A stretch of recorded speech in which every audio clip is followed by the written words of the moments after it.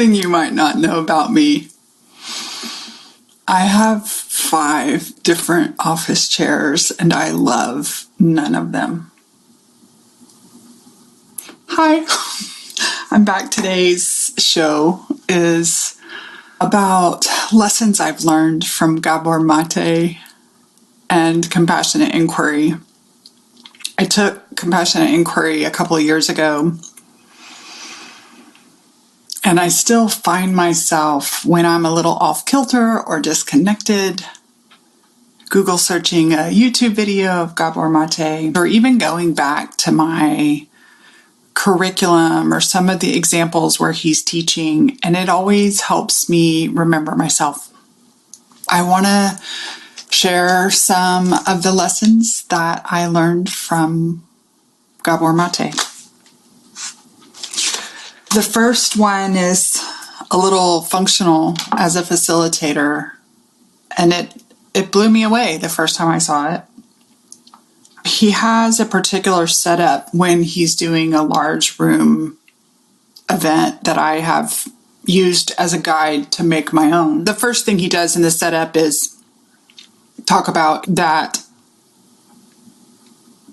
you can have many different experiences of the same event. The second thing he does, which I think is super helpful, especially for someone like me, and I know he's ADD too, and I'm ADD, and ADD humans tend to interrupt, not to be rude, but to connect. And then also, as facilitators, there are times when we're facilitating and we're interrupting to serve the conversation.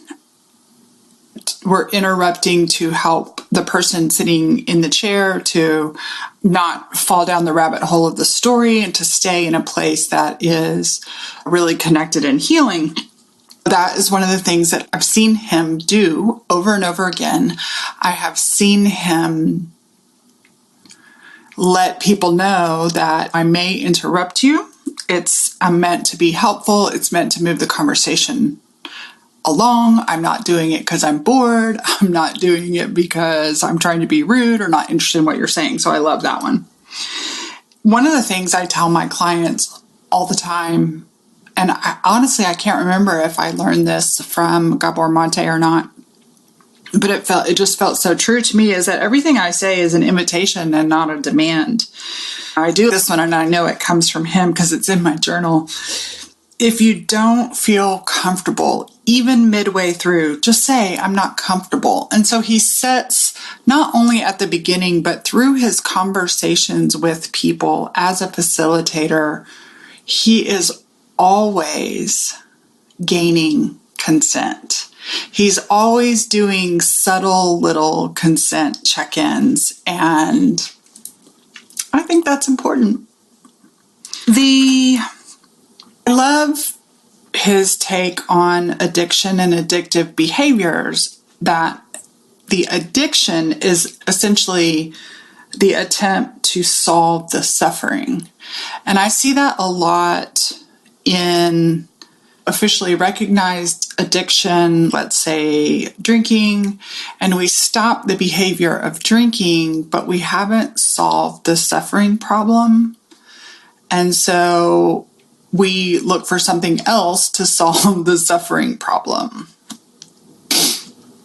This one really resonates with me because I see behavior, and a lot of times I see or sense or am curious about the suffering problem, because in the way that my mind is wrapped up, that's what would make a difference. So that's where the change, it's not efficient to change this behavior and not change the suffering. Also, it's my intention in a way to create that heals others. And so behavior change, which is a big part of the coaching industry. And very quickly in my coaching career, I realized, behavior change is not the solution. Behavior change is just a Band-Aid. And so let's get to what really works and then see where the behavior lands. The other thing I notice about Gabor Maté, and one of the things I really Listen, I don't look up to a lot of people, and I know he's a human being and fallible. I appreciate that he acknowledges how much he got it wrong for most of his life. I appreciate his acknowledgement of being addicted to the attention and affection that work gave him, because that's something that I have really struggled with and something that I use to alleviate suffering instead of alleviating the suffering underneath. I also am really attracted to his grounded, calm way of being. And listen, there are lots of somatic ways to be in the world. And at least in this season of my life, that feels so much like presence. And of course, it goes along with the big theme of his work and the big theme of the work that I'm doing in my own self and the work that I'm helping my clients do, which is being self-connected. I don't perceive him as like a Buddha having done meditation and sitting on a little pillow, like that kind of guru. I just see him as somebody who has practiced and teaches. And listen, I'm sure he's human behind the scenes. We all are. I see him as somebody who is teaching and practicing the gift of living a connected life. To me, that's what the wild edges of human is about reconnection. So I see that in him, and in him, I notice compassionately where I can be not connected. I'm working on trying not to judge that. One of the biggies for me with Gabor Maté, and something I show many of my clients when I start working with them, is he introduced me to is the still face experiment. I will link that in the show notes and in the description. I'll link the one that I use. There's a handful of them, but the one that I use is about 2 minutes and 40 seconds long. And it is a scientific study done at XYZ University. I can't remember. And there is a 9-month-old girl in this experiment with her mother. And this experiment shows why it's so hard for us to be authentic. That's one of my most viral videos on TikTok. It really resonates with people. We don't see it consciously running around the world, but when someone spells this out for us, I think my experience is that so many of us have a visceral response to this concept. And so in the still face experiment, there is a baby. She's pre-verbal. She makes noises and stuff, but she's not running around in her cognitive language, overthinking with words brain like many of us are. And her mother that is there, and her mother is attuned with her, attunement, and her mother is connected and playing, and they're pointing at these things and playing like peekaboo kind of games. And in the experiment, the mother is supposed to maintain her physical presence, but turn off that inner connection and inner light. And the first thing that happens when the mother, she turns away and then she turns back with kind of a flat face. So she is physically there, but she turns off the connection. And the very first thing this pre-verbal baby does is try to use engaging, happy, pleasing responses to get her mother's attention back, aka fawning. Fawning, that's my overlay of it. And when that doesn't happen, the second thing that the baby does is she starts to get irritated. And she starts grunting and she starts getting fussy. So she starts her fight response. Again, my overlay, the fight response. They don't really bring that to. I just saw this progression of fawning. Oh, now we're fight. And then the fight and flight. And then after a little bit more time, and listen, the baby is safe, but after a little bit more time, the baby begins to turn in on herself. So she folds in on herself and she begins to shut down. And the second she shuts down, obviously they don't want to do harm to this baby. So the mother turns and reconnects and reestablishes that attuned connection with this child. Disconnection is not the problem they talk about in this. They talk about the lack of reconnection because obviously as a parent, as a human, we cannot go through life fully connected. There's going to be times when we are going to be disconnected. And it emphasizes the conscious attunement. It emphasizes the importance of conscious presence. And if we overlay this with the desire to be authentic, and Gabor Maté was the one who first put this for me into words, was that when we were young, like this child, and most of our life, we have two primary needs: the need to be authentic and express ourselves, and the need to be in attuned belonging, connection. And when we are little, and we're out there expressing ourselves.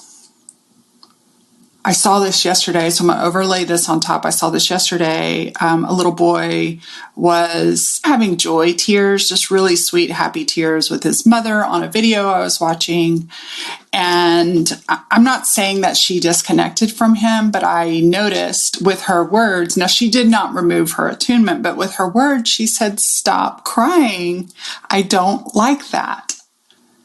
And imagine, I don't know about you, I'm sensitive. Perhaps you're not sensitive like me, but if somebody looks at me and says, "I don't like that," the little girl in me is like, what? It hurts. It takes a second for the adult part of me to not be affected by that.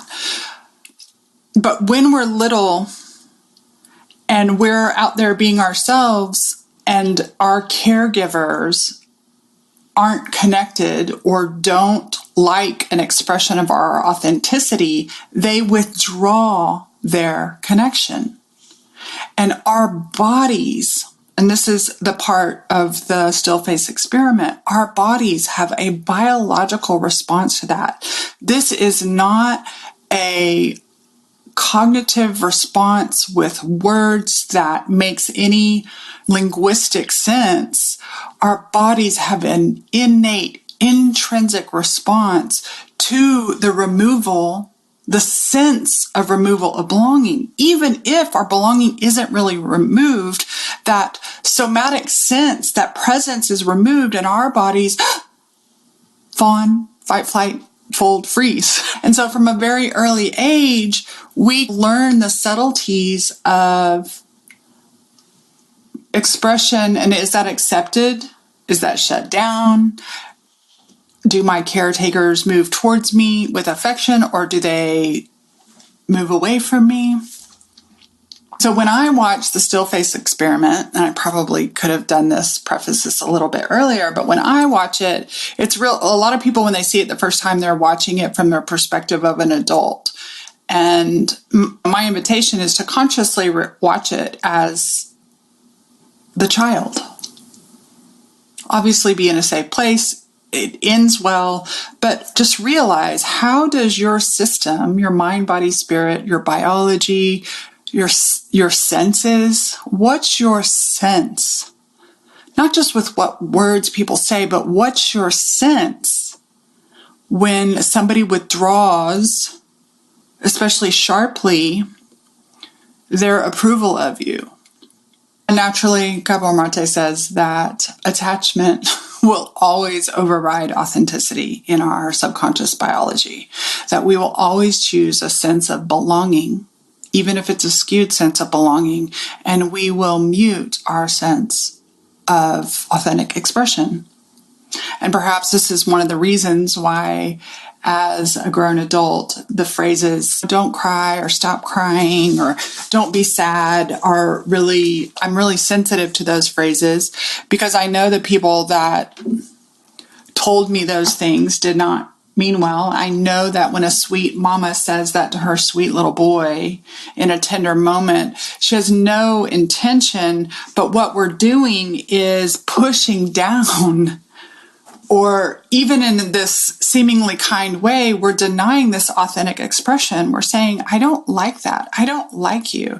And that's not about the child. That's about the adult not being comfortable or connected. And so this concept of authenticity versus attachment and belonging, this idea of attunement as one of the most important things that I think we're lacking in ourselves, much less in society. And it's really hard to have it in society if we don't have it in ourselves. I have a client that was having, I have permission to share this, but they were having an experience with one of their children and they were really wanting to connect with one of their children. And they were trying so hard to connect, and we were reflecting on this, and they felt like that graspy situation of not being able to connect, but trying to connect and having an intention to connect, but not feeling connected to their child. And my question, out of curiosity, not out of judgment, was, what was your sense of connection to yourself? And so in their behavior of trying to connect with their child, they weren't connected to themselves. And it was just such a beautiful example of how we always go to behavior first, and we miss this really important step of cultivating not just mindfulness, actually the opposite of mindfulness for me, but being self-connected in our bodies, in our being, especially in the core of our bodies. And I like the definition of attunement by Francis Weller in his book, The Wild Edges of Sorrow. Attunement is a particular quality of attention wedded with affection offered by someone we love and trust. And so when I think about Gabor Maté talking about compassionate inquiry as a methods for not just a modality, but for being with ourselves, for being with other people, when he talks about healing addiction, when I, as a coach, have a conversation with somebody, the goal is to reestablish that self-attunement. Those of you who know me know that this phrase, so just to set some context with labels, because every time I use a label, someone comes in and rolls on me like, you shouldn't use labels. We're humans. My system, and what I mean by when I say my system, my mind, body, spirit, the way the gears turn in my being, which is probably different from the way the gears turn in your being. But my system, can you imagine a spice rack without any labels on the spices? And even some of those things getting all mixed up in there. The labels are for organization and clarity. And when you have an ADD brain that zigzags all over Kingdom Come, those labels create kind of guardrails. They're not absolutes. Okay, so back to this label of overfunctioning. That's one of the ways I got into this work many years ago. I saw a colleague of mine post this concept of people who overfunction and people who underfunction, and my head about spun on its shoulders saying, overfunction? And then I recognized some other people in my life that underfunction. And I have since learned that my overfunctioning is one of the ways that I cope with being disconnected, because it makes me feel busy. It makes me feel productive. It makes me feel like I'm doing something. It's a way that we can regulate ourselves, or we're trying to regulate ourselves, but we are outsourcing by overfunctioning. Some people shut down, and there's times when I shut down, but a lot of times I'm overfunctioning. So this idea that there's so much out there that are coping mechanisms, and coping mechanisms aren't inherently bad. It's just, are they useful at this time? Are they intentional? Are they useful? Are they healthy? We overfunction to stay protected. That's what not all of humanity does that, but most of the people I work with tend to overfunction in their relationships. They overfunction in tasks. They definitely overfunction in their minds. And there's a certain sense, like a kinesthetic sense that I experience where it feels like the Flintstone feet. It feels like a little hamster on a wheel. So you can see that, but I want you to imagine the physicality of that. There's a little jittery to that overfunction aspect, that it has a little bit of the grind in it, even if you're not going fast. And for me, what I've done is I've been able to turn those sensations and recognize with compassion, with just awareness instead of you're doing it wrong, been able to go, oh, we're running a little fast, we're overfunctioning, we're trying too hard to meet an impossible standard. Let's slow down and reconnect. In fact, I did that this morning before recording this episode because I have been all in my underfunctioning in my behavior, overfunctioning my head about getting restarted with podcast again. Yeah. Disconnection from yourself is the ultimate trauma. Straight from my notes. Another piece of,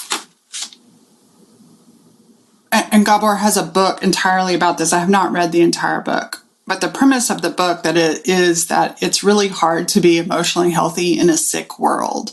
And so I definitely appreciate that he is not necessarily coming from shame, blame, and guilt for the other. Actually, I don't experience shame, blame, and guilt in any of the things I've learned from him.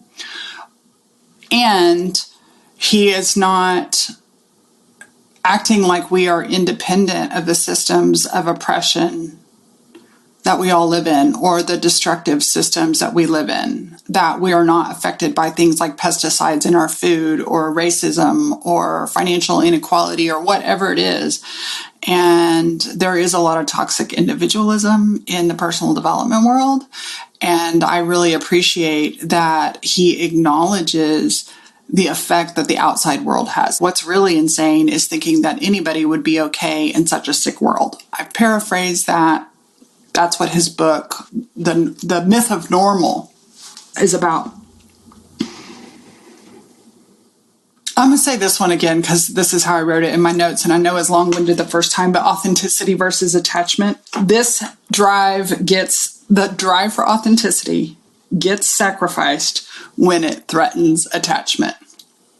Hi, Allison. That's called concise.